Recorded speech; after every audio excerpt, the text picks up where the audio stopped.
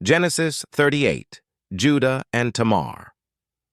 About that time Judah went down from his brothers, and he camped near an Adullamite man whose name was Hira. There Judah saw the daughter of a Canaanite man whose name was Shua, and he took her as wife and slept with her. Then she became pregnant and gave birth to a son, and he named him She became pregnant again and gave birth to a son, and she named him Onan. She gave birth to yet another son, and she called him Shelah. He was in Shezib when she gave birth to him. Then Judah got a wife for his firstborn, and her name was Tamar. But Judah's firstborn, was evil in Adonai's eyes, so Adonai put him to death.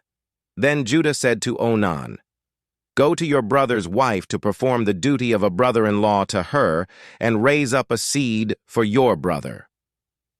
But Onan knew that the seed would not be his. So every time he went to his brother's wife, he would destroy it on the ground, so as not to provide a seed for his brother.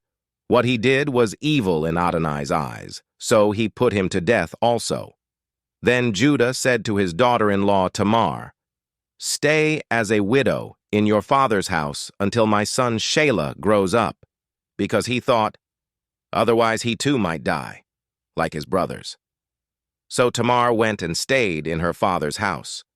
Now the days became many, and Shua's daughter, Judah's wife, died. After Judah consoled himself, he went up to Timnah to his sheep shearers, he and his friend Hira the Adullamite. Then Tamar was told, "Look, your father-in-law is going up to Timnah to shear his flocks." And she removed her widow's clothes from herself, covered herself with a veil, wrapped herself, and sat by the entrance to the springs on the way to Timnah, for she saw that Shelah had grown up, and she had not been given to him as a wife. When Judah saw her, he thought she was a prostitute because she had covered her face. So he turned aside to her along the way and said, "Please let me sleep with you." For he did not know that she was his daughter-in-law. "What?" she asked. "Will you give me to sleep with me?" "I will send you a young goat from the flock," he said.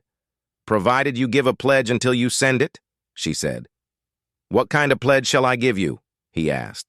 "Your seal, and your cord, and your staff in your hand," she said. So he gave them to her, and he slept with her, and she got pregnant by him. After she got up and left, she removed her veil from herself and put on her widow's clothes.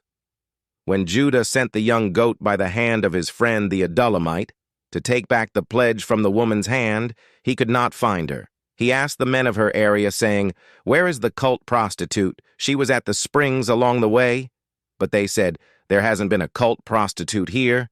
So he returned to Judah and said, "I couldn't find her."